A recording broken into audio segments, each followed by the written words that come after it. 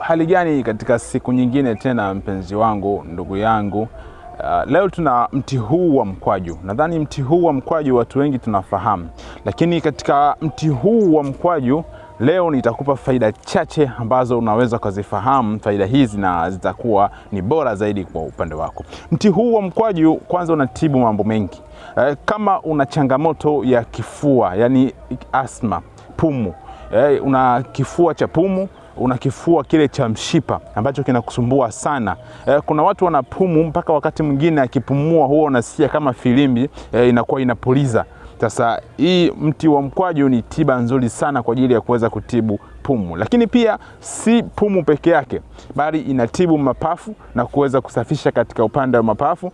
Inatibu maumivu ya kiuno pamoja na uti wa mgongo. Kama una tatizo la kichwa mara kwa mara kukusumbua, pia inaondoa cholesterol katika upande wa moyo. Una tatizo la moyo, mapigo moyo yanakwenda sana mbio, moyo unalipuka sana mara kwa mara, unapata maumivu ya kichwa, wakati mwingine mpaka macho yanakuwa ni hafifu sana, basi mti huu wa mkwaju ni tiba nzuri sana ambayo inaweza kumaliza changamoto zako. Tukianzia katika majani ya mti huu wa mkwaju, majani yake yanatibu pumu pamoja na kifua, aina yoyote kile ambacho kinakusumbua sana. Tumia haya majani ya mkwaju. Chukua majani ya mkwaju, utayaponda. Badala ya kuyaponda, ukishamaliza weka maji kidogo, utakamua. Sasa kushakamua ile juisi yake, hebu tumia asubuhi na jioni kila siku. Katika kikombe kidogo cha chai, tumia mara 2 kwa siku kwa muda wa siku 14. Lakini wakati unapoendelea kutumia, kama ulikuwa na tatizo lolote la kifua, hapo utakuwa umemaliza. Hiyo ndio faida nzuri ya mti huu wa mkwaju. Lakini pia mizizi yake inaondoa cholesterol, inatibu moyo.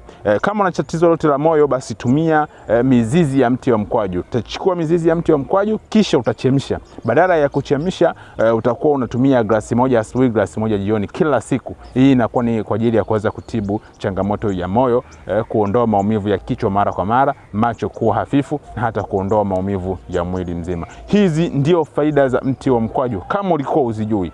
Sasa leo nimeweza kukuelekeza faida chache za mti huu wa mkwaju. Na kama unahitaji dawa inayotokana na mti wa mkwaju, na kama unahitaji dawa ya matatizo yoyote ile, basi hapa kwa Witch Doctor umepata dawa za matatizo yako yote. Kama unahitaji hizo dawa, basi unaweza kanitafuta na niweze kukupatia dawa popote pale ulipo.